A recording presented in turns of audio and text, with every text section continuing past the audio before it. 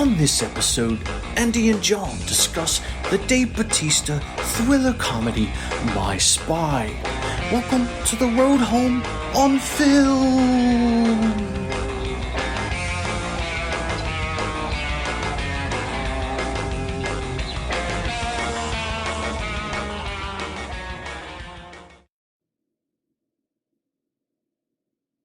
All right, welcome back to the Road Home on Film. My name's Andy. I'm coming to you live today from the Road Home from Wrestling World Headquarters of the world. And I got John with me today. What's up, John? Not much, Andy. I am trying to beat this summer heat. My AC went out recently, and it has been like 82, 83 degrees in my house, which is like sweltering when you're used to having your air at like a 71.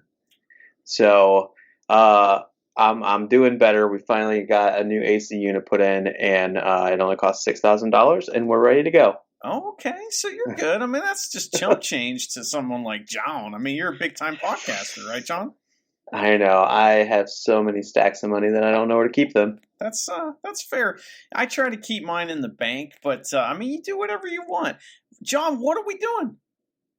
We are recording an episode for a movie that I was very excited to see in theaters because, as everyone knows, I think everyone knows, I saw so many movies last year, like 125. And then this year, I was off to a good start. And then the coronavirus happened. And so one movie that I wanted to see called My Spy kept getting delayed. It was supposed to come out like a year and a half ago, and then a year ago. And then it was supposed to come out in February, and then they pushed it to March, and then the theater shut down. Like literally the week after everything shut down, the movie was supposed to come out. And so Amazon was very ambitious and said, hey, we'll pick up that movie and make it one of our originals. And so we are here to review the Dave Bautista starring movie, My Spy. Yes. Yeah, so me and you have been recording a bunch of, movie reviews over the years now, and it's been a lot of fun. Yes, the road home from wrestling is kind of over. However, I promised you we were going to record this, and then shit kind of hit the fan, and, this was still something that I wanted to do just for you, John. Plus, maybe we should start doing more movie reviews. That's always fun, and I don't know that that's going to make my heart get broken into 1,000 pieces and make me not be able to sleep at night. So I think that it might be acceptable to do this every once in a while. I mean, Dune's coming out later, and Dave Bautista's in that. And there's so many Dave Bautista movies to review. He's in everything. He was also in the show that we watched called What They Do in the Shadows, or What We Do in the Shadows. Like, he has a random little role in that. Like, Bautista's everywhere. Is he in more stuff than The Rock? More maybe. He's not getting paid as much. Although he was throwing some shade, as the kids say, at The Rock recently, and John Cena, saying that he only picks good roles. So does he? I actually the fourth Ip Man movie came out, which you probably don't know what that is. That's like the Donnie Yen martial arts, like kung fu movies, and he's actually in that too. And I was like, oh my god, I love these Ip Man movies. I sure would like to review this. So who knows? The road home from wrestling may live on now because of Dave Bautista. Right, Bautista alone is going to keep this franchise going. And John Cena. John Cena's in like a bunch of stuff coming out here soon too. So, John, I'm watching this movie, all right? We're going to get into it and everything in extreme detail, so get ready for a long fucking episode. This movie is the same movie that we've reviewed like 4 times, right? Isn't this the same fucking movie?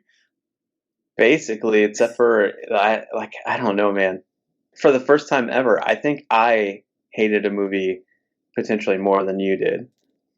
I think you did. I got some problems with this movie. However, it made me laugh a few times, although this is a broad comedy. So My Spy is a broad comedy, which means that it is for everybody. And that means it's for no one. So that's the problem with broad movies. Now, if you and I had seen this in the movie theater, right now we'd be talking about how that guy that was sitting 2 rows over thought this was the funniest thing he'd ever seen. I don't know if I laughed once during this movie. Really? Wow. To be honest. They got me a couple times. I'll tell you about it. But well, John, let's catch up real quick. I know you mentioned the air conditioning thing, but how are you doing? Are you doing okay? Are you handling all this well? I don't want to get all serious or anything, but I mean, the folks haven't heard from us in months. So how are you? I'm doing pretty good. I now have a roommate at my house, so that's going to help pay rent and bills, and that's awesome. I've also paid off pretty much all of my credit card debt.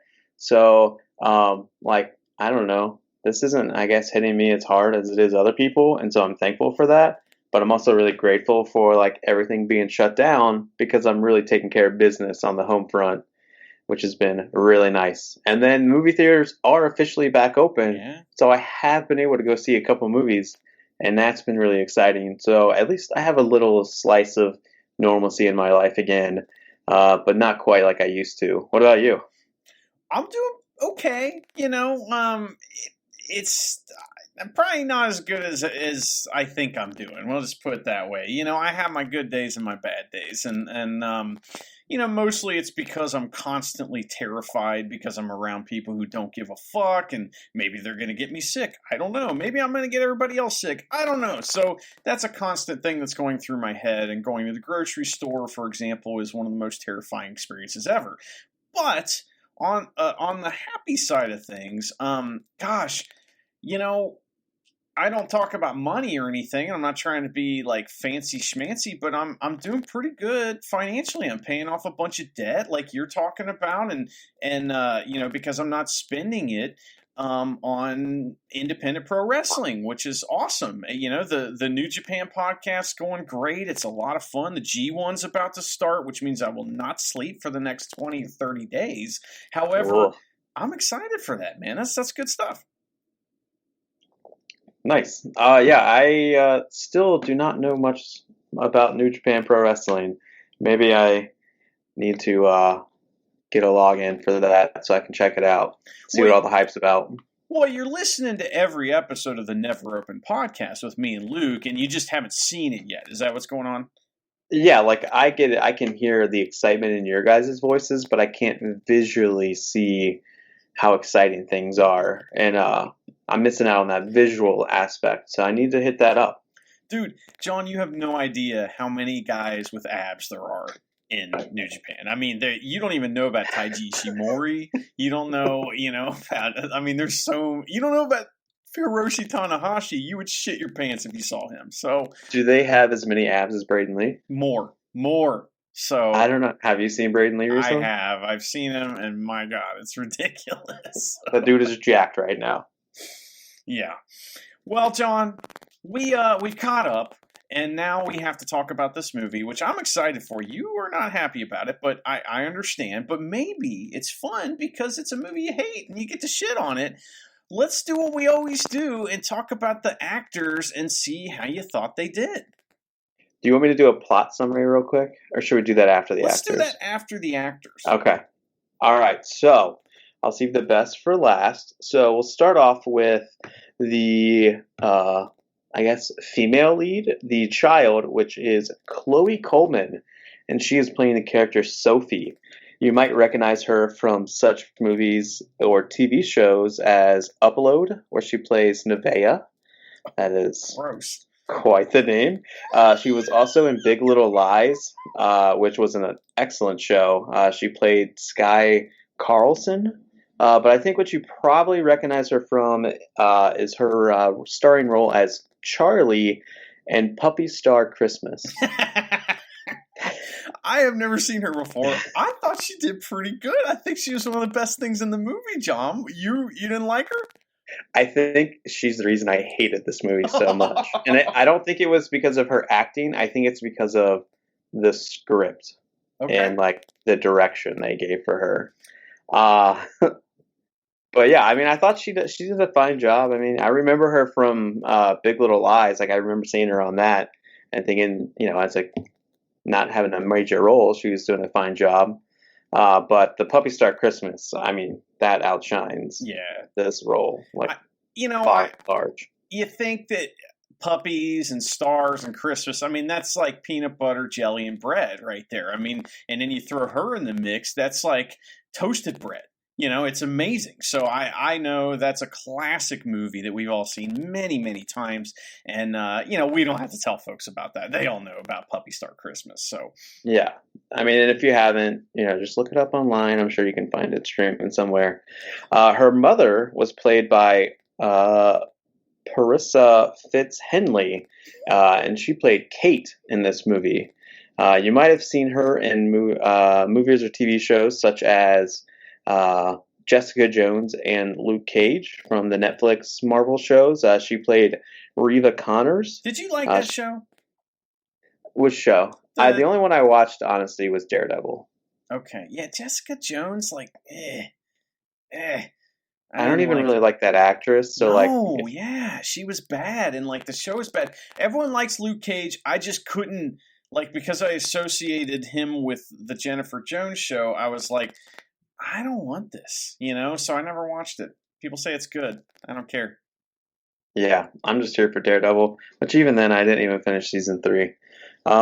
She was also in The Sinner, which was, I believe, a USA TV show. She played Leela Burns. Hey, that's my grandmother's name, Leela. That's great. I like that name. That's my brother and sister-in-law's cat's name. Okay, well, that's nice. And she also played Julia in the 2019, or did it come out this year? 2020. Horror movie Fantasy Island. Oh my god, that was a horror movie? It was supposed to be. Are you serious? Because the TV show wasn't a horror show. It was like it was everything. It was like a multiple faceted. Like every week, it's a different story, and the person tries to get their wish granted or whatever, and boss to plane. That's kind of the show. I'm surprised that was a horror. But then again, there's a lot of movies out there that try to be horrors but just aren't, so maybe that's what was going on there. And then our next character is Bobby, who was Batista's sidekick and I guess assistant, partner, just partner, whatever you want to call her. Christine Schaal, Schaal. Sure. You have probably seen her in shows such as The Last Man on Earth, where she plays Carol Pilbazin. She was also Trixie in Toy Story 3 and 4, or you might remember her as Hazel Wassername from 30 Rock, the TV show. She was also in Bill and Ted Face the Music as the stand-in for Rufus, like Rufus's daughter. And she was also in Flight of the Conchords. Man, John, I'm telling you, you gotta watch that show. I just found out too that show was directed and made by the same people that made We're What We Do in Shadows. So you need to watch that. But anyway, I've watched like 3 or 4 episodes. I couldn't totally get into it. I'm gonna punch you in the face. What do you think of her? I really think she's great. She's awesome in Last Man on Earth, and she is like this super annoying character, and that's like her deal is like she's annoying, but I don't know, but she's kind of dumb too, but she's not dumb. I don't know. I think she does a good job in most movies and things that she's seen. In this movie, she's given a lot of dumbass shit to do and say. So unfortunately, it's kind of like, it's not really her fault. Yeah, I mean, she usually makes me chuckle. I think she's a good comic relief character where she can do kind of like you said, she can say stupid things, do a little more like slapstick stuff to get the joke on, as they say in the biz, to get the yoke on her face. She's good at that. Wow. Well, that's pretty cool. Well, who else we got here? We also had Ken Jeong, who plays David Kim. He's barely in this. He gets a mention? Okay, he's in this for like 2 seconds. He's Dave Bautista's boss, right? Yeah, but he's probably like the biggest name in this movie outside of Bautista, so I figured I needed to include him. He plays Ben Chang on Community, which if you've still never seen Community, maybe that Community is my Flight of the Conchords for you. Oh, I'm sorry, I just farted. Whatever. He was also I love that I picked some of the hardest names of movies he was in. Well, this one specifically. Wai Man-gu from Crazy Rich Asians, which if you haven't seen that was also a pretty good movie. And then he had his own TV show called Dr. Ken, where he played Ken Park. And then everyone knows him from the Hangover series as Yes. Mr. Chow. He's in commercials all the time too. That guy is like constantly working. He's great, and he's in this movie, and you think he's going to be super goofy, and he just isn't.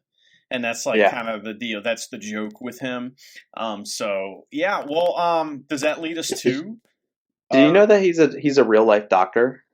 No, but that makes sense, and is Yeah. somehow like racist a little bit too. Somehow that's weird. Well, no, he's he's a foot doctor, like in Oh. real life. So like he does acting on the side just for fun because he likes doing it. Okay, well, he's done pretty well. I feel like that he was in one of the other movies we reviewed, and maybe he wasn't, but he's just one of those like kind of like character actors that show up in goofy comedies. He's always in that shit. But he was fine in this, But does that lead us to kind of our pre-show main event, the main Uh, dude?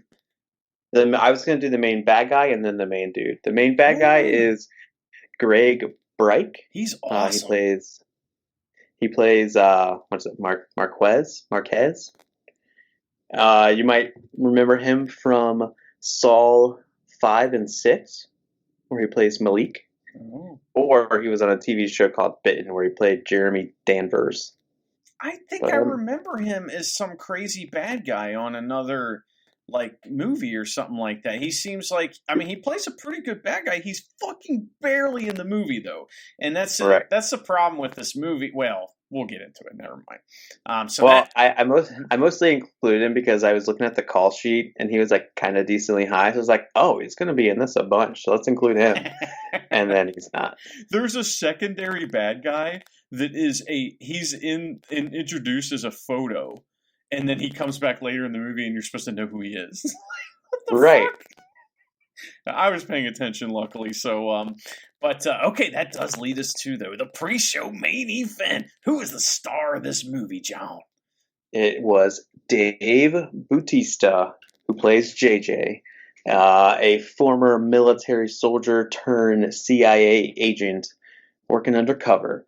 You've probably seen him in such roles as Drax the Destroyer in the Marvel Cinematic Universe, or maybe Owen Davidson from Master's Eve, the Ip Man Legacy. Or you might remember him from Stuber, where he plays Vic Manning. But I think you probably most notably know him from LA Slasher as drug dealer number 1. Definitely. He was the best. Drug dealer number 2 wasn't very good.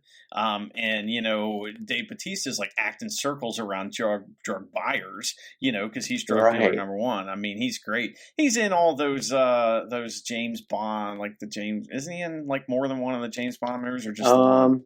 No, I think he was just Inspector. Okay, I didn't watch him, so I got to piss. What? If Luke doesn't listen to it, he's gonna be mad at me. Now you're mad at me. I don't. I haven't seen. I didn't like Casino Royale, like the new one. It's just like there's too much ball trauma in that movie for me. It's like there is a lot of ball trauma. It's ridiculous, and I don't like it for the same reason I wasn't. It's like I'd rather watch Crank than that. You know what I mean? It's like the same fucking movie in a lot of ways. So and we don't have time to get into all that, but yeah. Well, if you're gonna watch any of the Daniel Craig Bond movies, since you didn't like Casino Royale, which I think is really good, Skyfall and Spectre are quite good. Quantum of Solace, totally skip it though. Definitely gonna watch those right as soon as we stop recording. Well, John, would you like to tell the folks a brief explanation of what happens in the movie My Spy? Yep, straight from IMDb. I didn't copy and paste this. It is a hardened CIA operative finds himself at the mercy of a precarious 9-year-old girl, having been sent undercover to surveil her family. Shit. That's kind of what happens, for the most part. That's the first part of the movie. That doesn't mention any comedic shenanigans, though, which is kind of what the whole movie's about. But as usual with these kind of, goofy movies that are goofy action movies like this, they start with a cold open. It's an abandoned nuclear reactor in the Ukraine. Batista meets up with the general. He's there to facilitate a plutonium purchase. His accent is poor, and he blows his cover by asking too many questions. We cut to a control center with our comedy relief characters. It would be the lady from Flight of the Conchords. We got his boss, who is the Asian dude, and then another character, which I'll talk about here in a second. Batista admits to the Russians that he is a spy. He says he sucks at being a spy, but he's good at kicking ass. And he kills all of the Russians while opera plays. Lady from Flight of the Conchords eats Doritos, like right in the camera, and Batista hot wires a Jeep, and the radio plays Russian versions of pop songs. Hang the fuck on. That's what I got here. What do you think of this, John? The blatant Doritos plug was like the most ridiculous thing I've ever seen in a movie. Like, it was so obvious that Doritos was like, hey, we'll give you like $12. Do you think you could just show our bag? And they're like, yeah, let's do it. Wait, hold on one second. When he was about to botch this whole thing, did you think that was part of the story, or were you just like, oh my god, he's so bad? I thought, oh my god, this guy's so terrible at being a spy. Like, I legit was sitting there like, his accent is awful. Like, there's no way that, like, if these other guys, like, genuinely think that he is in with them and they're believing this accent, then, like, they're terrible terrorists. They are too, by the way, because he kills them all. He kills every single one of them, except for one that supposedly gets away that we don't see. We never see this guy. Right. And so there's like this car chase thing, and during this 30-second action scene, we hear opera, 9 balloons in Russian, I Will Survive in Russian, metal music, My Heart Will Go On in Russian, and then Hit Me Baby One More Time in English, which Batista's like, oh yeah, I like this is one. My jam. That's him. And I wrote here, this is going to be rough. What was his goal here? You know, one thing about this movie is it does make sense, though. Like, these questions that I had that I thought were never going to get answered, they do get answered. So, John, what's wrong with this scene? What do you not like about this opening? I mean, I think it was the accent. The accent really threw me off. And then his future sidekick just being like, I don't want to sound too perverse, but just like wetting herself, just thinking about having this new military guy on the team. Yeah, we're not there yet. Oh, but she was so excited. She was like, "Oh my god, is he gonna fight? Oh my god, he's gonna fight. Let me get my Doritos out." Wink. So we cut to the Pentagon after our credit sequence at the beginning, and Batista gets a round of applause from everybody. Even though he fucked up, which we're going to hear in a second. So, Flight of the Conchord lady, what's her character's name? Bobby. Bobby. Okay, so Bobby is a fangirl of Batista, and she kisses his ass while diverse, conventionally attractive agent lady gives her a dirty look. Who was this character? So we have this like female agent, and I think I described her pretty accurately. She's diverse, conventionally attractive, and she's an agent. And she seemed like she was supposed to have a much bigger role in this movie. It just didn't happen. Her name was Nicole, and she was played by, her name was Christina, and she was played by Nicola Corora Demond. She's pretty. I like her. She was pretty. I wish she was in the movie more, but no. So she's barely in the movie. Yes, she is in it probably less than anybody. I genuinely thought that they like. You're probably going to get to it in a second, but they set up like a subplot for her, and I genuinely thought we got like 30 minutes in, and I was like, are we going to like go back to that subplot, or did we just forget about it? Well, Batista meets with his boss, David, and he asks, what was he thinking? And now they won't be able to achieve the whole point of the whole meetup of him going out there in the first place, which was to get 2 plutonium cores, right? Batista recovered one, killed all those people, but the other one was taken by Azar, who is our bad guy, we think, at this point, and they just show a picture of him, and it's just some guy, some like kind of Middle Eastern looking dude. Batista used to be a soldier, you see, but now he's in the CIA. His boss tells him he sucks and sends him home. So this scene begins with him getting a round of applause. So everyone loves him, but only his boss knows he fucked up. Right. Which doesn't make any sense. Which I mean, if he messed up and didn't get everything that he needed, why are people applauding to begin with? Is it because you just willy-nilly killed 20 people when you didn't need to? It's because or like, are all these people is the CIA just out for blood? Are they a bunch of savages? Is that what we're being told here? I mean, the police are, so, you know. So this is my biggest mystery scene in the movie, this next thing that happens. So we learn that Batista has a fish, and the fish's name is Blueberry, and it's a little blue, like Chinese fighting fish or whatever. And this fish was supposed to have a lot more. I mean, it basically, it seems like the fish was going to be involved in more jokes. There's only one joke that the fish is involved in, so this whole thing is for that. And this is what I wrote here. Disembodied hands reach through a doorway and hand Batista a fish in a fishbowl. He says, "Thanks, Jimmy," and retires to his insanely nice apartment and eats Chinese food. We learn the fish's name is Blueberry. Who was Jimmy? It's just his hands floating in the air. Is who Jimmy is.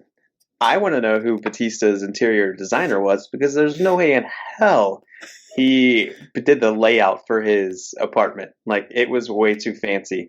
And the most striking part is that Blueberry's in a little plain fishbowl, while everything else in the house is exotic and very expensive. And it's literally a fishbowl that you get when you win a goldfish at the fair. He's got his priorities all messed up. And I think that in a way that maybe that scene was supposed to kind of let us know that he has a relationship with a child that lives next door to him, but that got dropped, I guess, because, and I mean like a friendly relationship. Not okay. So, John, get out of there. So then we cut to our other star, our co-lead, which is Chloe. What's her name? Yes. Yeah, Chloe. Chloe's her real life name. Her name is Sophie. Sophie, thank you. I get to all this later on because we don't learn anyone's name until much later in the movie. So, my descriptions in the notes are like little girl and conventionally attractive agent lady who's diverse, like that. So, I'm gonna try to get that joke in as many times as I can. So the little girl wakes up and she talks to her dog. For practicing for when some boy asks her out. It's pretty sad. She loves French music, and her mom makes her breakfast, and they discuss how the little girl has no friends. Her peers, her peers make fun of her on the bus, and this is kind of funny.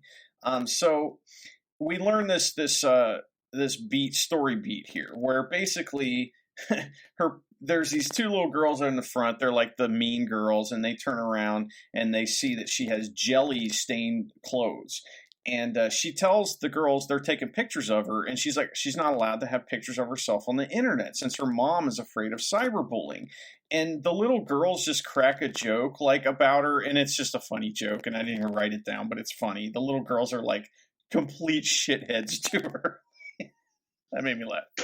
Yeah, but I don't know, this is maybe I just wasn't interested in watching a movie when I watched this, and maybe that's why I hated it so much. But I'm like, kids don't act like this. Not that I remember. They don't just turn around on the bus and you're like, "Oh, you're a stupid idiot, you got jelly on your face." I'm like, they do what? In this world. I know. Everything in this movie just felt so far-fetched. It's definitely forced. It's definitely some, this is a kid's movie, I think, but it's not. That's the thing, is it's not a kid's movie, but it is. So it's broad. So because it's broad, it's for everyone. So because it's for everyone, it's for no one. So, yeah. All right, we cut to a CIA meeting. We learn about the guy Victor Marquez, who's planning to get the blueprints for a nuclear weapon, and also he killed his brother David Marquez. They go to Berlin, But Batista, or they have to go to Berlin, but Batista isn't invited because he fucking sucks. So conventionally attractive, diverse female Christina gets the job instead. Batista's name is JJ. We learned this. And he's on surveillance duty with his fangirl Bobby, and she fucking wets herself. Like the custodian was just on standby. Gross. So our little girl protagonist here, she's drawing, and she's drawing a building or something like that, and she sees JJ and Bobby pull up to her apartment building. JJ has fish. Well, I'll just say Batista from now on. Batista has his fish blueberry with him in a little shitty little cup, like you said. And he tells Bobby, don't touch the case full of guns that he brought. They camp out in a shitty apartment, and it turns out that they are actually there to surveil Kate Vale, who is David Marquez's widow. So that is the little girl's mother. So she's the little girl's mother. The little girl's Sophie, we learn. And we learned that that is why the little girl can't have pictures taken of her online. Okay, so we got a little story here going on. I mean, I'm not hating this. They break into the little girl's apartment, and the dog starts barking. And this dog is fucking shoehorned in this movie so much that when there's a story beat with the dog, I was like, I saw it coming a mile away. And they search the place and install cameras. My next note says, this movie is bullshit. Batista hides, and we get a silly scene of him running around. What'd you think of that? That's what I thought of it. Because you had Bobby in the earpiece just saying like, oh wait, no, Kate's in the kitchen now. Oh wait, yeah, because Kate conveniently comes home because she can't find like her wallet. Is her wallet? Her wallet, yeah. And I was gonna say her keys, but I don't know how she got back in the house if she didn't have her keys. So she's like looking for her wallet, and so Bobby's like telling him where to go and where not to go, and then for some reason he's got the dog with him, and then she's like, oh, you can make a break for it, and he's making a break for it. Kate's like turns around, but she doesn't see him because he's just a big, large man, and he's easy to hide from. And I'm like, and then he like goes outside with the dog, and then he's like, oh crap, I know where the wallet's at. Let me grab the wallet, and he grabs it from underneath the table and puts it on top, and then still has the dog, and he leaves the dog outside, and I'm like, oh my god, we're trying so much here, man.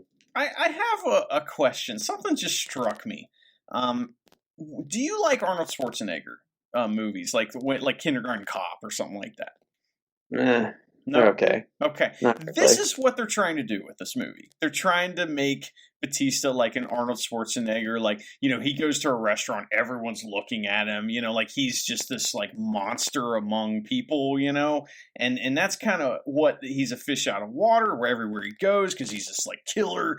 But it's a goofy movie. So that's what they're trying to do here by making him, run around like an idiot, and it's silly. So well, that makes sense. Yeah, so Batista is a dick to Bobby, his partner, and she blatantly foreshadows that she will save Batista in the end of the movie by like being like, well, it'd be so cool if I like pulled out a bunch of guns and like shot them and all this.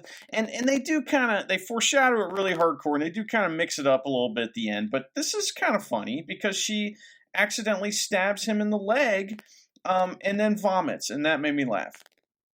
Yeah, that vomit looked like straight up like she had cream of wheat in her mouth and just like, it was like someone we used to know.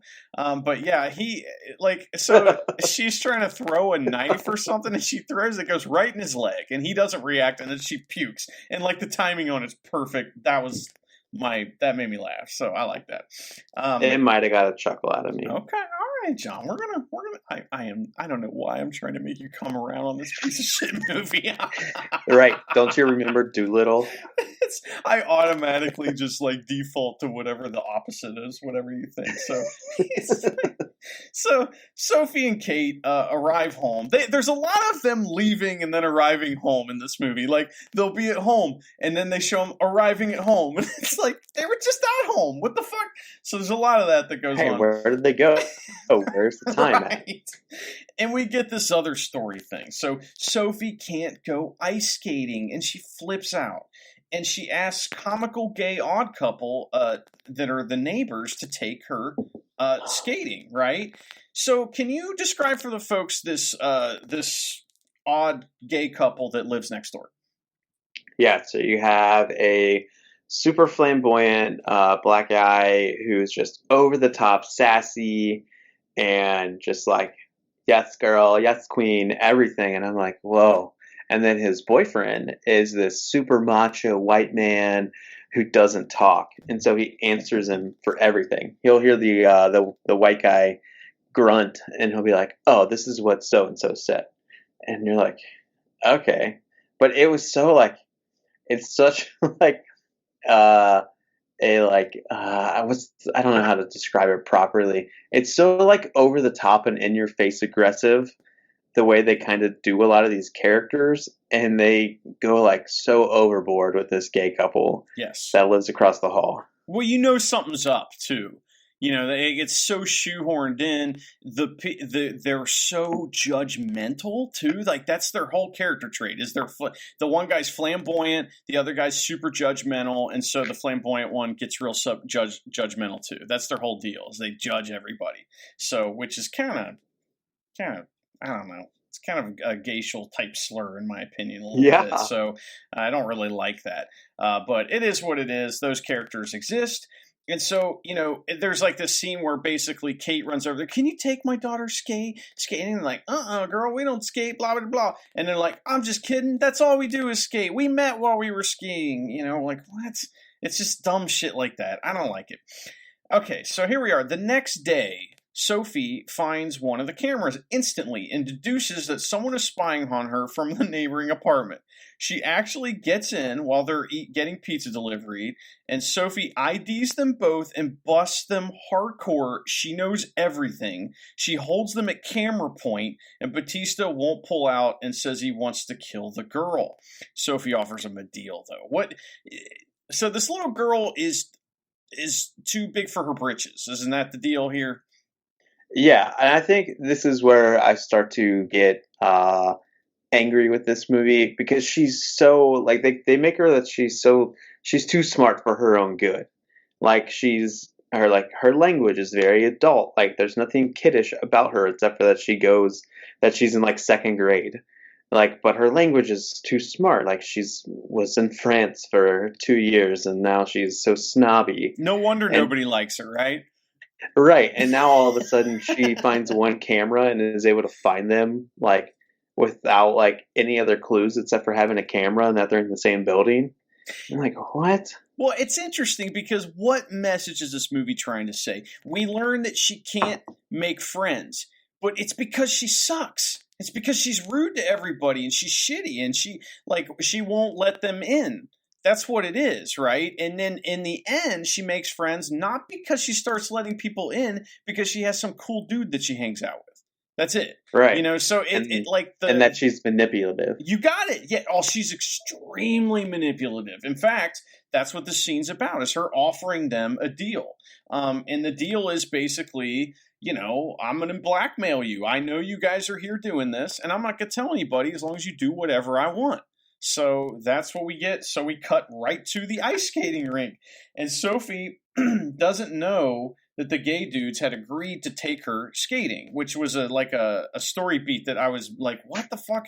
Okay, so you know what I mean? Did they like, agree to it? I thought they had forgotten about it. Yes, they did, because remember, they're like, yes, we met at the ice skating rink. That's all we do is skate. I got 100 skates all up, all over the place. Yes, girl, let's go skating. Yeah, exactly. So... You know, I thought that this movie surprised me a little bit, because I thought they had just forgotten that story beat altogether, that they had agreed to do that, but that does come back. So, let's see here. They skate. Batista doesn't know how to skate, and he falls down 100 times. Because he's a macho man, and he's never going to admit that he doesn't know how to do something. Yeah. The mean girls from earlier are shitty to Sophie, and boys bully her. Batista trips the kids, and they get kicked out. You ever been like to the roller rink, John? Not. I mean, ice skating's a different deal altogether, because it's all open. It's not dark in there. You know what? Have you been roller skating or ice skating? I guess I've done both. Yeah. I've gone ice skating and I've gone roller skating. I think roller skating is significantly easier than ice skating. Yes, that's true. Even rollerblading is significantly easier. It's closer to what ice skating's like, but like ice skating, I swear, like I don't do it anymore because I'm gonna break my ankles, and Oh I'm not yeah. about that life. I did it once. It didn't go well. But I used to like to go skating when I was a kid. Um, and I used to trip people on purpose. It was fun. Wow, you're a dick. Yeah, totally. That's a fact. So he does that, and it's supposed to be, and him falling down is supposed to be like so funny, but it's just like, it's so obvious and stupid, and it's clearly not him falling. Like it's just some stuntman taking bumps, and it's just not good. I don't like it. So they get kicked out, and Sophie agrees to keep Batista's secret over ice cream. Because now he's like a little kid eating ice cream. They arrive back at the apartment building to the gay dudes and Kate, her mother, screaming and looking for her. So I was like, oh wow, they remembered she's supposed to be with them. And Kate attacks Batista and kicks him in the balls. But Sophie lies and says Batista helped her. Mm-hmm. It's genuinely creepy that this little girl wants to hang out with this dude that she knows put cameras in her house, has no idea who he is, just knows that he looks big and strong, and she wants to hang out with him all day. Like, it's genuinely, like, disturbing. This is the whole thing that parents teach their kids, like, don't talk to strangers. Yes. Like, don't go with people you don't know. And she's just like, oh, well, he lives in the same apartment and he put cameras in my house, so, like, he's been watching me, so I guess he knows me, so I guess we're good. This next scene is brief, but it points out something that's hugely wrong with this movie. So he's jogging in the park or across the street, and the gay neighbors recognize him from the building and welcome him, like, welcome, new neighbor. What about Bobby? Bobby's still up in that spy shack. She's not leaving there, man. Bobby appears to the neighbors later in the movie, and no one says, hey, who are you? Like it's almost like a scene, almost like a scene got cut where Batista said, "Oh, this isn't my girlfriend that I'm living with. This is someone who doesn't like boys." It's almost as if that was a scene that we're missing. So yeah, I mean that would explain a line later right, on in the movie yes. that literally was what turned me off completely. We're almost there, John. I'm gonna let you handle this one. So, because this is one of the stupidest fucking parts of this movie. So there is this little poster that's sitting on and actually this is great camera work. However, the name of this day makes me want to punch whoever wrote this in the face. Because, John, as you know, there's like Parents' Day or Grandparents' Day at schools. Have you ever heard of Parents and Special Friends Day at your school? Nope, nobody brings a special friend to show and tell. Like they bring mom or dad, grandma, grandpa, brother. Why couldn't they come up with some other reason why he needed to be there? I mean, it's so fucking dumb. They could have had Career Day. That's something that's real. Why not that? And instead they have this thing called Special Friends, or Parents of Special Friends Day, which sounds bizarre. So we see the camera pans up from that poster, and we see poor Sophie looking out the window. Who's gonna go with me to the Friends Day? Oh no, my mom works all the time. We forgot to mention the mother is a nurse, and she's always working unless she's hanging out with Batista and her. She's got nothing else going on.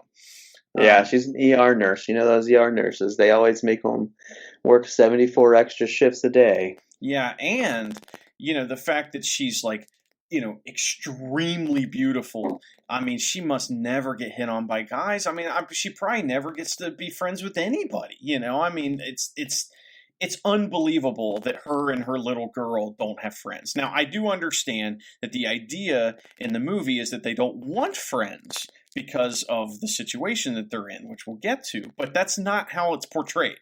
It's portrayed as if no one likes them, that's the way it's portrayed. So Stupid. So we know about this special Friends Day thing because we see it. The camera pan over it as Sophie looks longingly out the window, and she needs a dad.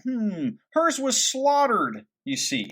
So there is a plumbing emergency, and Batista helps. Basically, there's a pipe underneath the. This is pretty funny too. It's a copper pipe. It's underneath their sink. All right, and it's spraying water everywhere, and he helps. And I'm pretty sure that's a hot water pipe, so like they should all be scalded, and that actually would have been funnier, I think. And so Batista like runs in and helps somehow. I don't know. No, he made things worse. He did. Tell me about it. What happened? I don't remember exactly, but I know he's like, "Oh no, babe, you gotta loosen this pipe." And so he does it, and it starts squirting everywhere. And she's like, "No, you idiot! All you had to do was turn this valve off." So she can take care of herself, right? Right. She's an independent woman. Oh, you better believe it. And Bobby sees Batista in the apartment through the cameras that they have set up. And she calls to ask him what the fuck he thinks he's doing. Now, he's being manipulated by the little girl. So this is the reason why he's doing all this. But Bobby's like, "You're really stupid." And she's right.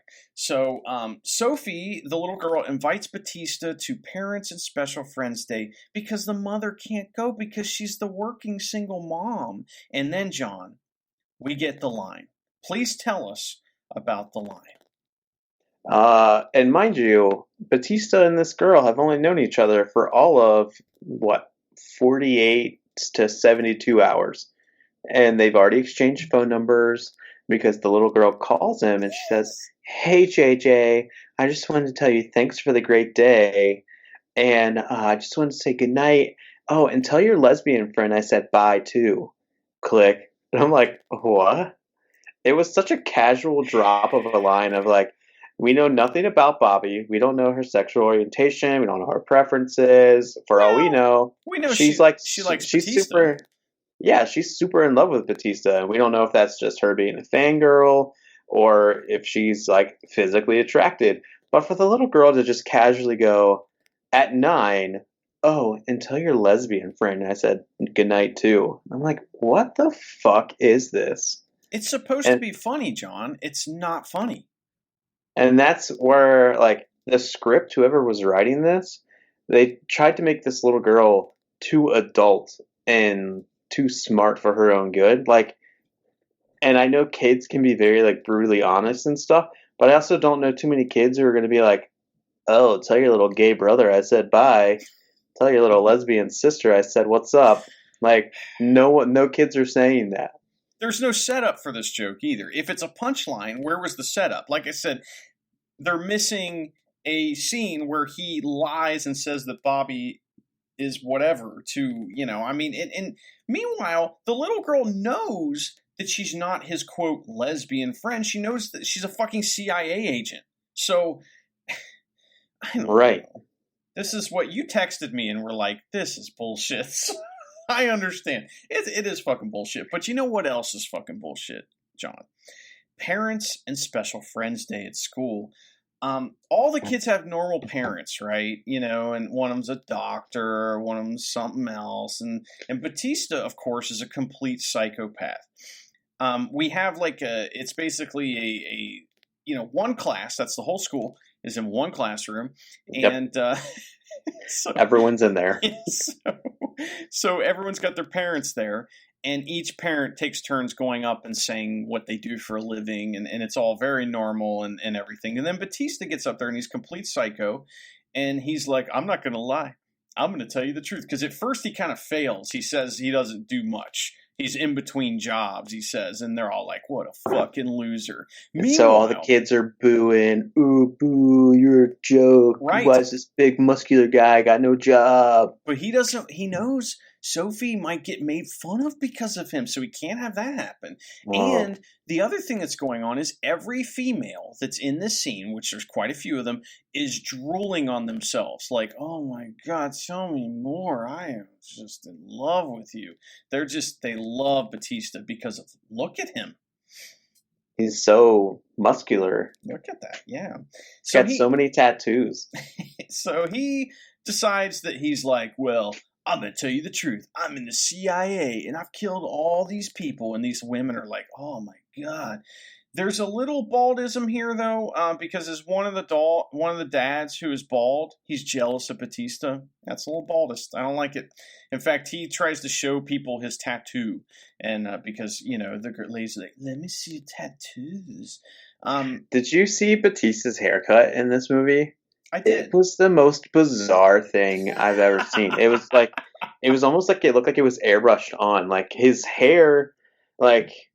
It was like a bowl cut almost, but it was short and like there was such a sharp line like around the entire head where everything was bald or like trimmed down to like a 0 or a 1, and then the top is like a 1, but it's so tight and it looks like it's like put on with a marker or a spray paint. Yes. Like it was airbrushed on. I'm like, what is his hair? He's got hair in a can. Like, yeah, I'm like, do spies have this kind of hair? Well, that's what it is. It's spy hair. Oh, man. Well, so next we're treated to a montage of Batista doing silly shit. Do you remember any of the silly things he does here? This is where the little girl wants him to teach her how to be a spy? Was that this part, or is it... No, this is different? Where he's doing silly shit to impress everyone. Like, for example, they're playing hide and seek with all the kids, and he walks up to a tree and literally shakes the tree, and kids fall out of it like they're apples. Yeah, I think I started blacking out at this point. I do remember them playing dodgeball, and someone hit him in the face, and so he's like, "Oh, it's over. It's game on now," and he like hits the ball. And all the kids just scream and scurry away. Which, again, there were no other parents playing dodgeball. Why is he? I guess because he's just a special friend. Yeah, he's a special friend. You got it. Only, I don't know. This is so dumb. So we get this montage, and suddenly Sophie has friends. Just like that. It's ridiculous. The teacher walks up and slides her number to Batista, which is funny. Sophie forces him to tear it up and eat it, though, because of, the blackmail. So mom shows up. Creepy. And that was a creepy scene. Definitely. It's the little girl being manipulative again. And I'm like, what 9-year-olds are this manipulative? None. I'm controlling who you fuck. Like that's, right. So that's what's weird. Going on here. Well, she has a little plan, John. So the mom shows up and she's very impressed with Batista. She's like, "You just showed up here, and all of a sudden my daughter's problems have all disappeared," just like that. Sophie plots in her mind to get them together. So we see she's got a little plan here. She's like, "You ain't fucking that teacher. You're fucking my mom." That's what's going on. So, because Sophie is young, but she knows about lesbians, so she knows about fucking, right? Right, obviously. I mean, she was in France. That's all they talk about. They're pretty modest over there. Well, that's where we're headed next, John. We're in Paris, and we see Victor Marquez taking pictures of conventionally pretty, diverse, strong woman agent. And she's in a car. She doesn't even know he's there. She sucks at her job.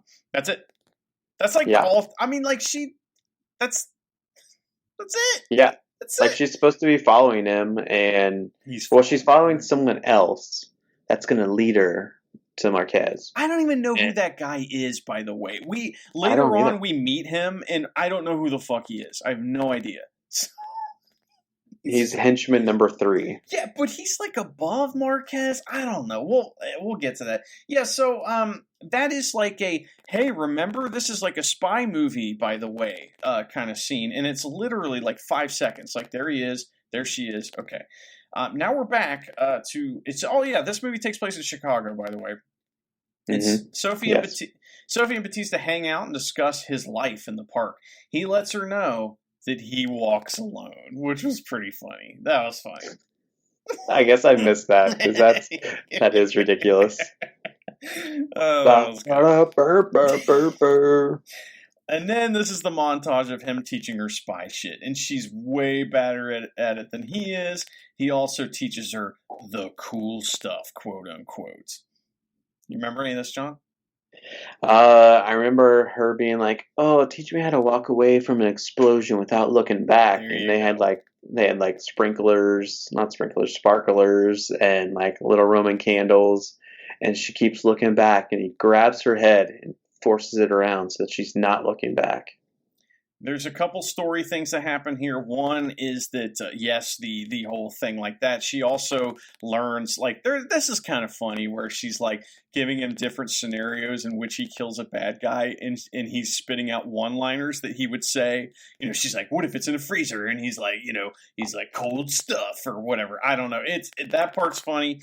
And then this is the part where the little girl acts very well because they're teaching her how to beat a lie detector, and she is really good here because she does these kind of like, I don't know how to describe it, but she is really good at controlling her face, and that's what's clear. And she has this kind of look that she can give where her face is blank and you believe what she's saying. According in the context of the movie, the idea is that they're like, wow, we can't believe you have ice running through your veins, and she kind of blinks this certain way to let them know she's lying, right?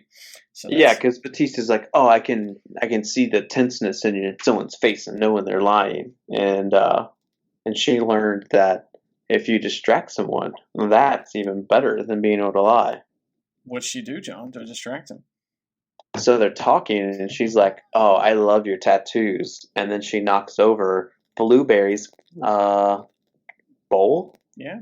And he scurries to pick it up, and so she's able to like get away if they were in that kind of situation. She knew how to cause a distraction. Now, I don't know if you heard this. It was real quiet, but this is when Blueberry actually had a line in the movie. Did you hear what he said? I did not. He said, "See you later, movie." That's what he said. Because we see him like one more time. He's like carrying it at like the very end of the movie. So that whole fish thing and that disembodied hands, Jimmy, the kid next door, or whatever, that's all for that one fucking joke. That is bad writing. You can't do that. Fuck you, movie. So, yeah, we need a little more out of Blueberry next time. And I think we knew the writing was on the wall when his bowl was literally the most basic bowl you could have for a fish. It's a basic We should have fish. known. We should have known. He probably likes pumpkin spice water or something. I don't know. Yeah, he's super basic. So Bobby's mad at Batista because he's teaching the little girl, but he won't teach Bobby. Yeah, all she wants to learn how to know is how to plant C4, and he won't do it. She needs to get some dirt on him, and then he'll do it, I'm sure. So she's not a very good spy. But, all right, we're back in Paris, because remember, there's another movie going on here. Victor, the bad guy, he threatens this old French guy to give him, quote, the plans. And that's what the conventionally attractive agent lady that's who she was following, this French guy.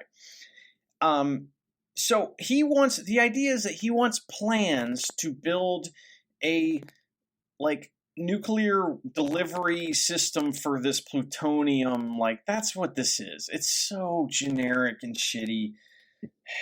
And they don't even use that as like a joke. You know, like in MacGruber, for example, it's a joke that it's so cliche and stupid. You know, here it's just a thing that's like you're supposed to take seriously. So it's shitty. Let's see. They are with his best friend. Oh, yeah. So the plans. The guy doesn't have the plans. He said that David, who is Sophie's mother and Kate's husband, ex-husband, well, widow or whatever. Yeah, dead husband. He had told the old French guy that the plans are with his best friend. And I just wrote, who is Shirley the dog.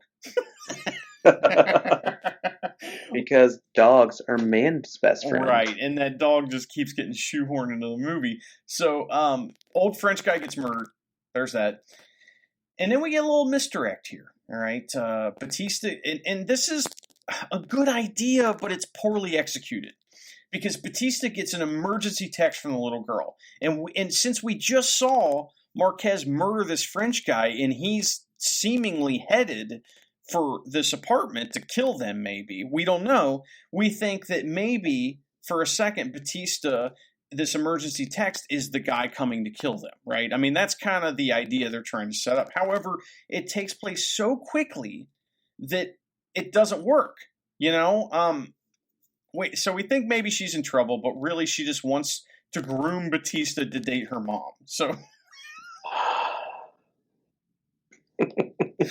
Batista botches being at a school art show somehow. Kate and Batista bond over being lonely, and because he walks this is alone. after Kate is like, it's kind of creepy that you're at my daughter's art show. We just met you 5 days ago. Call me maybe.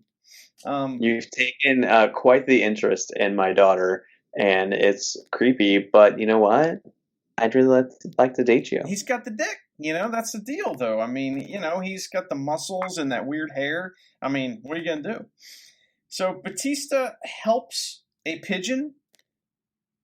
You remember this? Yeah. There's a pigeon that like fell out of its nest or has a broken wing or something, and he like picks it up and puts it on a mailbox, and then immediately a larger predator bird comes and snatches it and takes it away.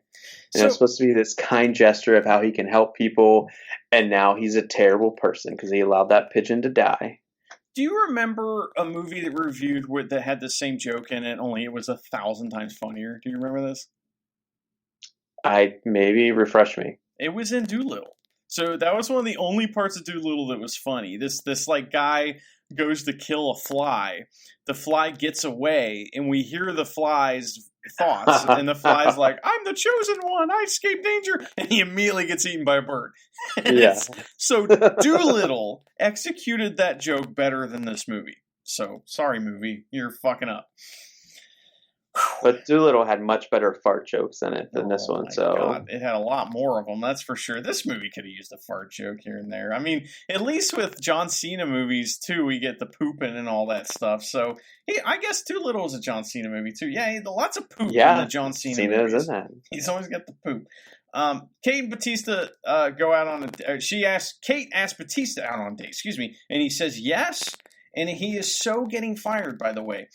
And Batista is bad at dancing. And they're all like, "No, don't do the dancing. Don't dance because of the dancing."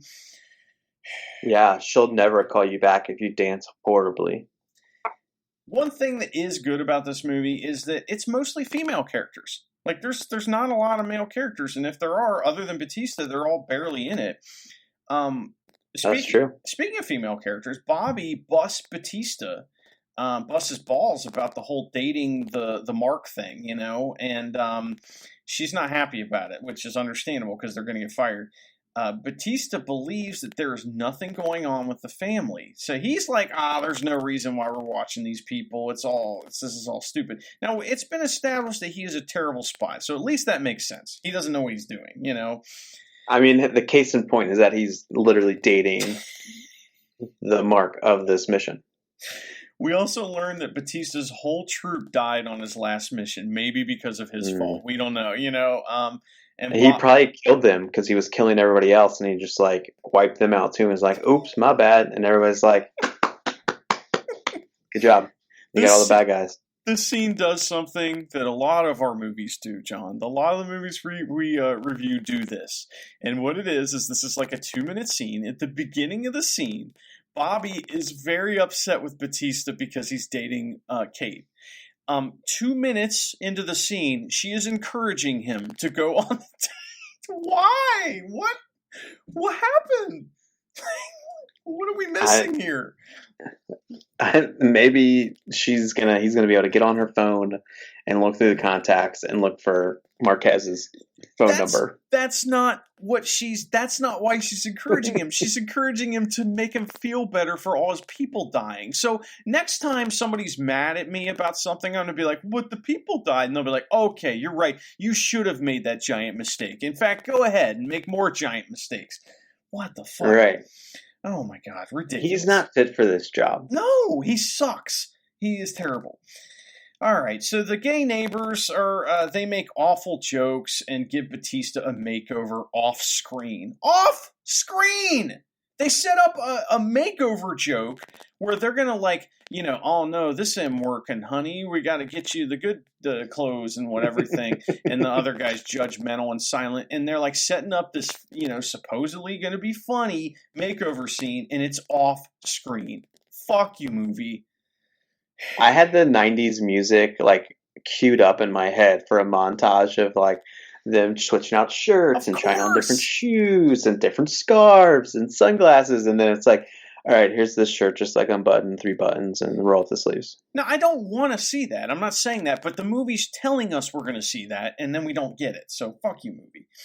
All right, so here we are. I love a good montage myself. I mean, So. So there's a date here, and it's Sophie and Bobby watch the date from cameras somehow.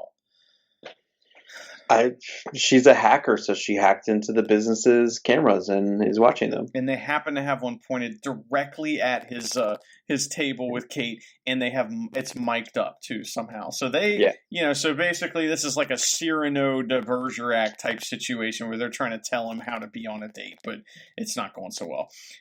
But Bobby and Sophie are like buddies now, which is okay.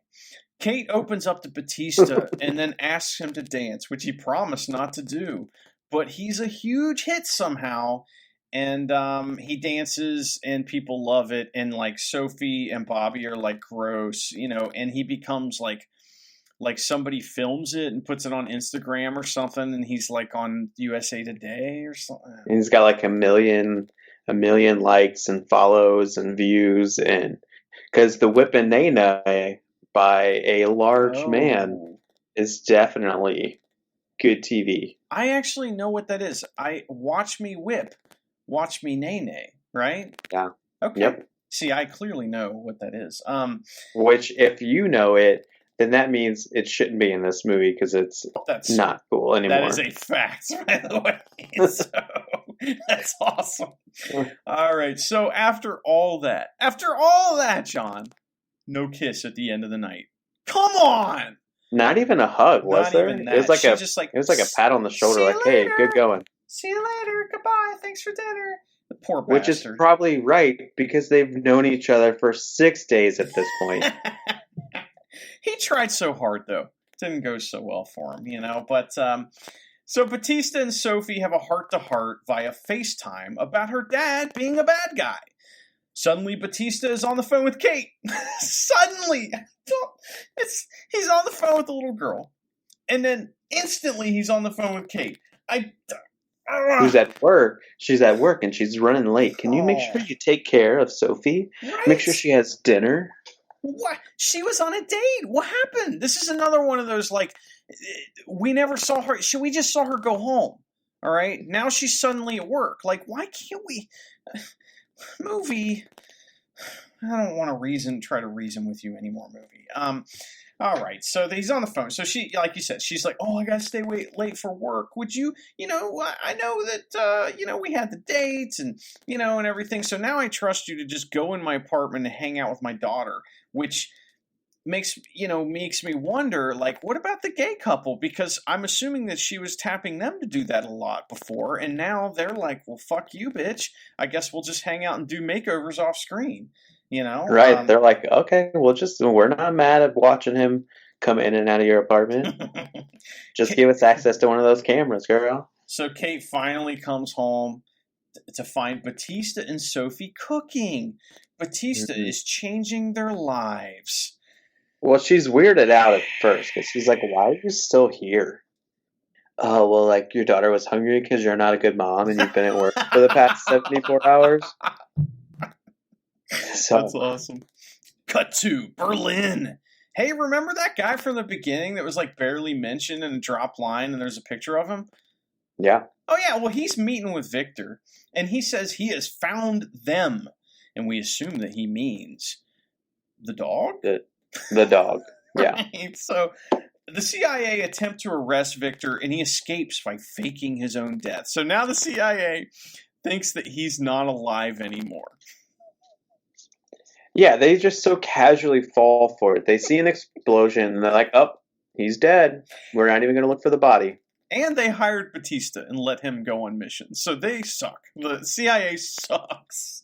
Well, they at least sent him on, the easy mission, so to speak. Was it?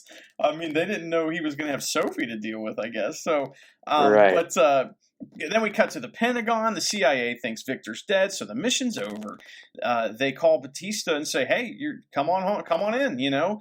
Oh yeah, okay. They're actually at the Pentagon. That's right. Okay, so Bobby and Batista are now at the Pentagon, which is like in Pennsylvania or something like that. And they also know about all of Batista's shenanigans. So he's fired. Bobby's fired, and they part ways on the streets of some city. Right. And it's like, okay, movie's over. Let's go. They are, okay. So let's break this down again. So we're in Berlin, fake own death. We're in the Pentagon, and then we're on the streets of some city. Just like that. Boom, boom, boom. Just like he was on the phone with the little girl, he's on the phone with Kate. Movie. All right. Batista breaks the news to Kate that he's a spy by showing her the cameras. Look, I've been watching you. There's one in the bathroom, too. Woohoo! I saw you pooping. You know? Right. Here's this bedroom one, too. I was hoping to make a movie on that one, but my job's done here. She is not happy, understandably. And Sophie, she's not happy that Sophie knew, and Kate's pissed about that, too. And we get an I'm sad and lonely scene with Batista and Bobby. Sophie brings the dog over to see him because the dog, you see, has to be, around all of a sudden. And she gives him a sappy drawing of them having a tea party.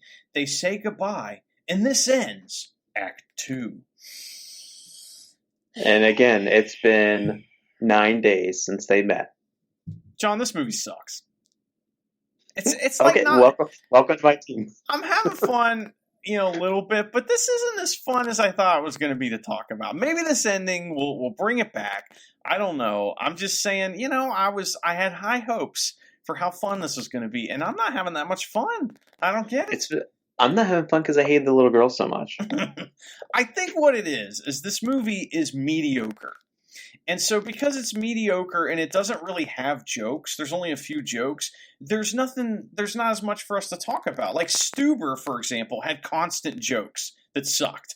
So we at least, remember the joke where the girl has a stupid name for her store, and it's like the worst joke ever. It doesn't make any sense. And they continually do it. That was fun to talk about. I like talking about that. Right, and all we have in this is a shitty little girl who's been manipulating somebody the entire time because she doesn't have a dad at home and she needs to have a male in her life for some reason. It's bad. Oh my god. Okay, so we're beginning Act 3. Batista gets Pearl Harbored by Victor and his goons. Like right as this is all going on. So that guy somehow flew from Berlin to here like that. Well, Batista had to go to Pennsylvania and back, right. So like a flight from Berlin to CVG is about 7 hours, and then add in Chicago, which is only about an hour from Cincinnati, so it's about 8 hours. So for Batista to go back and forth from Pennsylvania in a day and pack up and say goodbye, it's probably about 8 hours. It's season 7 of Game of Thrones. That's what it is. The jet packing, Yeah. Places that took an entire season to travel from here to there, we're now doing it in minutes. So Bobby's in the apartment that they had set up to watch all this, and she sees the Pearl Harbor take place on cameras, right? Yeah. Because for some reason the cameras are still set up in the house, right. Even though he's out of them. Very convenient. And then I wrote here, I wonder if she's going to save them, ? Remember when she set that up earlier? Oh, yeah. He said not to touch the guns, so there's no way that she's going to. Right. Victor finds the plans in the dog's collar as Bobby tries to load guns because she's touching the guns. And then we get a fucking swerve because the gay neighbors show up. It turns out they're criminals after the plans too. Oh my god, that was so stupid. And so everyone's like, wait, so if you're criminals, are you really a gay couple? And they're like, oh, honey, yeah, we fell in love. He's so funny. And then he just grunts like, oh. But they really weren't ice skaters. What a bunch of liars. So that's going on, and we see Bobby. They attack Victor and demand the plans from him. And then Bobby has gotten a gun, and she's running down the hallway, and she drops it. and it shoots up the whole damn place through the wall. Nearly killing everyone, and probably it would have been really funny if the dog just got shot for no reason. That would have been great, but no. Victor takes Sophie for some reason because he says it's for insurance. Oh, this is great. All right, so he takes the little girl, even though he already has the plans. He doesn't need the little girl. It's his niece, I guess, but he doesn't like her. Right. It's so stupid. So Kate picks up Batista in her Fiat, and we have a car chase. And Victor says to Sophie, she goes, "Why have you taken me?" It's like ADR too. It's like they were like, "Oh shit, why is he taking her?" And they had to figure it out, like, and put it in there. And he says, "You're my insurance." And it's like you don't even see his mouth move. That's great. I may be making that part up, but he definitely says the insurance part. And my next note says, "Okay, buddy." So Kate and Batista track Sophie on her phone, because of the whole, helicopter parent thing, and they make up as they make chase to an airfield. Now we get this trope that I've seen in many, many movies where the plans are on this little futuristic microchip looking thing, but they put it in this case. So is it in the case? No. You know what I mean? No. That's so obvious. Because, we'll see what happens here. Okay, so they're tracking on the phone. The plans are in this little case now. Victor and Sophie are taking off in a little jet plane, and Batista parks a jet fuel truck at the end of the runway on the edge of a cliff. As most people do. Which, they even pointed out in the movie, why would there be a cliff at the end of a runway? Yeah. Stupid. It's supposed to be funny. It's not funny. And it's not even like a fenced-in cliff. It's just like a full-blown, the runway goes into a cliff. Yes. There is a funny scene, too, where they try to ram the gate with her Fiat, but it just doesn't, it dents the Fiat. That was kind of funny. But it's a little guy. Batista uses a knife to slash the plane's tires as it's trying to take off, and we have a Mexican standoff. But they drop the guns for no reason and have a fist fight while the plane is moving. What? Yeah, he said something like, Marquez says something like, "Oh, let's have an even fight," or "Let's end this quick," and then he drops the gun instead of just shooting him. Why? Because it's my spy. I don't know. He doesn't know Batista. They are not enemies, other than the fact that in a movie, if your bad guy has to have some kind of personal beef with the good guy and vice versa. Batista has a personal beef with him because he has the daughter, but we don't, he doesn't know who Batista is other than he's some guy chasing him. So it's like, why would he have this neighbor upstairs? We're going to fucking fight. By the way, I'm tiny and you're huge. Let's definitely have a fist fight. Now, the little girl is strapped into this plane. So the plane's still moving while this is all going on. And Batista would rather have a fist fight with this guy than save the girl or something. And I guess this is from Indiana Jones or something, I think. Because they even mention that this is from a movie, basically they say, "Oh, that's weird, why would you have this and why would you have that?" And I think it's from Indiana Jones. I could be wrong. I don't know why it would be from that movie, but anyway, because Bobby says, "Why do we have all this? All we're missing is Nazis," is what she says. And I'm like, are they talking about Indiana Jones? Why are they talking about that? I haven't seen any of the Indiana Jones movies, so I can't help you on that one. John, you son of a bitch. Man, I own them all. I just haven't watched them. They're so good. I mean, the first three are amazing, especially number 3. Man, it's amazing. Okay. Is that Raiders? No, Raiders of the Lost Ark is the first one. Then you have the second one, which most people don't like, but it's still awesome. And then the third one, The Last Crusade with Sean Connery. Fucking A, dude. That's good stuff. All right, where are we at here? Okay, so we're at the plane starting to scurry off the runway. It's about to go off a cliff, and Batista saves her, and she also grabbed the case. Right? Victor holds them at gunpoint, trying to get the case, but Kate Pearl Harbors him, and he is dragged to his death. So They win. And they're like, the jet fuel truck is sitting there, and the little girl's like, but I want to walk away from an explosion. And I think he says some shitty line to him, like, watch your step, don't fall, or something as he falls. And so, yeah, it's terrible. And so he decides to, like, shoot the jet fuel so it blows away. It blows up while they walk away, like it's practice, but it's a dud. Also, Batista has to throw a fucking grenade at it. So that's what he does. Where does he get a grenade?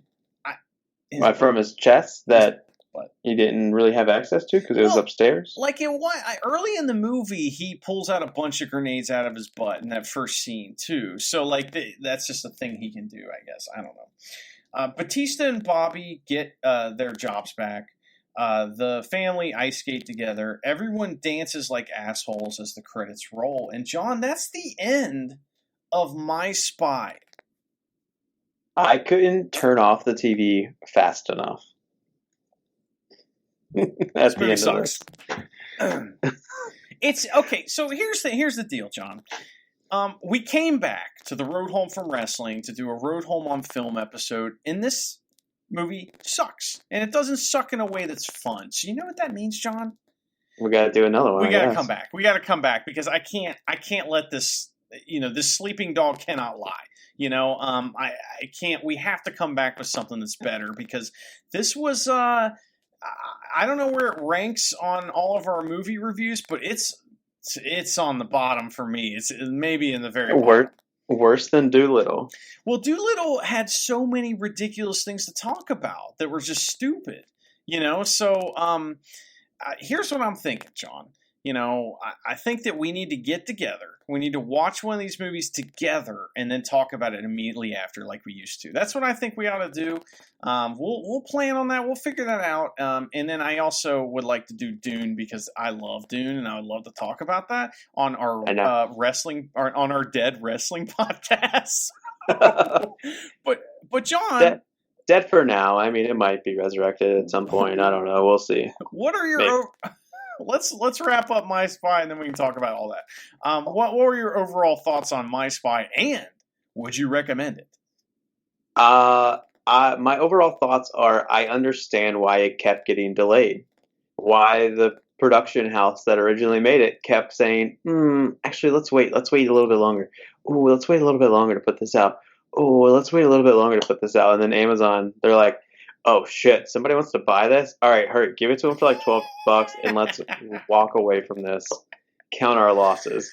I think that's my overall thought of this. I understand why the production company kept delaying it. So would you recommend My Spy? No. No. Okay, I couldn't tell. For like the first time, like I don't even like, I usually have caveats of like, oh, well maybe if you're like looking for this, and this, maybe you will enjoy it. But if you're looking for this, and that, you won't enjoy it. No, this one's like, no one's going to enjoy this, I don't think. It doesn't have enough stupid shit. It needs tons more stupid shit. I mean, like Stuber and Playing with Fire and, what was the other? Doolittle. I mean, they're packed full of stupid shit. Even, and then the one of the movies we reviewed I liked because it had so much cool shit in it. And that was the Fighting with My Family? That one I like, but Journey to the Center of the Earth, or what was it? No, we didn't do that one. You know what I'm talking about. The one, Jumanji, that's what it was. So Jumanji, yeah. That was great. Level. That was a good movie, and it was a lot of fun, and we had like good acting in it and stuff like this. This movie, My Spy, is a piece of shit. It's not worth watching. I actually signed up for a week of Amazon Prime. They let me sign up for a week for $1.99, and I want my $1.99 back because this movie was a fucking turd and it's not worth $1.99. So fuck you, movie. I do not recommend this movie. Don't watch it. It's terrible. Listen to us talk about it, and that's it. So John, you mentioned that the Road Home from Wrestling may not be dead. What do you mean by that? I don't know. I've been tossing around the idea. I might resurrect it at some point, but I don't know. Just the way I've been feeling lately, and I guess the lack of shows, I haven't been really feeling up for it. So I really think it might end up being like a game time decision while I'm at a show of like, whether I'm going to do a podcast or not on it. Would you make a promise with me right now that once a year, we get together and do another wrestling show, but we do like WrestleMania or something like that? Like, I don't know. That was a lot of fun. I just feel like that we need to we need to put out an episode every once in a while just to keep the thing alive a little bit. But we have to review wrestling at some point. Yes. I hate it all, and I want it. I want to suplex wrestling right now. So, I just don't. I mean, other than New Japan, I don't know what it is that I would like. But there's maybe plans. I haven't discussed it with you, but there's maybe plans for you to appear on an episode of Never Open podcast in the future. Me and Luke have been discussing that. So, that's where you can find my continued podcasting wrestling adventures when it's coming to wrestling. But as far as the road home from wrestling, we may, we're going to come back and do another movie review. But other than that, like I said, I just feel like that we need to do like one thing a year and just like, I don't know. I had a couple ideas and they've all kind of shit the bed, John. So I'm just trying to figure out things we can do, Yeah, I mean, I'm totally down with that. I still keep up with main WWE stuff and NXT, but yeah, I'm down with that. I still watch the pay-per-views even though I don't watch the weekly shows, so I'm still current with those. I can always keep you in the loop on when a good pay-per-view card is coming up, if it's not Mania. My only issue with this though is that we shut down the road home because we were supporting fuckheads. So maybe we shouldn't cover WWE because it's a bunch of fuckheads. Yeah. So I don't know. There's some fuckheads over there too. I miss you. We worked so hard on getting good chemistry over the years, and we have that. And so I don't want that to just go to waste. So I want to do something. Who knows what it might be? Who knows if me and you might just start reviewing movies and just put them up on the road home and lie and say they have something to do with wrestling. Who knows? But that would be funny. And if not, I have a movie podcast idea. So. Yeah, I know. But either way, well, John, where can folks find you on the internet? I guess I don't know. I am a dormant volcano waiting to erupt with content at some point at jhat05. Well, you can find me. That sounds so weird. Yeah, that's gross. You can find me at Drucifer Tweets. You can follow the Road Home at the Road Home FW. We don't really tweet anymore. Every once in a while, maybe. But you can find my further podcast adventures, like I said, at Never Open Pod on Twitter. Never Open Podcast is all about New Japan, and the G1's about to start. So there's going to be all kinds of shenanigans. We have episodes covering, kind of like evergreen topics and stuff like that too. So that's been a lot of fun, and that's something that comes out just about every week. So look for those episodes, and I hope you guys enjoy that. John, any parting messages for folks? Or was there a tagline for this movie? Let's see I think I found it. Let's see. Was there a tagline for this movie? Yeah, I think there was one. Will you tell us, some final thoughts while I try to find that? If anybody out there has, we love it when you guys give us feedback. We get so much that we swim in it sometimes. If anybody has any movie ideas with like wrestlers that they might be interested in us reviewing, feel free to let us know. I'm kind of saying that specifically to Joy because I know you actually listen and typically give us good feedback. So Joy, if you're listening to this, whenever you do, because I'm sure you will. And crap. I totally forgot his name. Why am I forgetting his name? He's a cool dude. Works at Best Buy. Help me out, Andy. Oh, Cole. Based Cole. Yeah, Cole. He's a good dude. Cole listens to the episodes too pretty often. Usually gives good feedback. And all those other people who I, don't know to mention because we don't get too much feedback. I mean, we get so much but those give us so much. If you think of any movies, as I was saying, let us know. And we can try and slide those in. Unless it's like one that's been reviewed a billion times. Then we might not do that. But I haven't seen anybody reviewing My Spy, and now I know why. Well, this this show has, or this movie has, a couple different taglines. So let's hear these real quick. We'll end with this, and thank you guys so much for listening. Obviously, we love you out there, and we actually, John, believe it or not, lots of people have been listening to the Road Home from Wrestling podcast, even though we're not putting out episodes. It's crazy. So I love it though. So here's one. You let me know which one you like the most. We have he's a pro, she's a natural. No. Next one. Yeah. My Spy, almost totally in control. March 13th. It didn't come out. I like that because there's nothing in this movie that's in control, and especially not the release date. Okay, so here's another one. He works alone. She doesn't care. Yeah, well, she don't care about nothing in his life. She just wants to wreck it. And here's the final one. We'll leave you guys with this. Welcome to Parents and Special Friends Day. That is not a tagline. You made that up.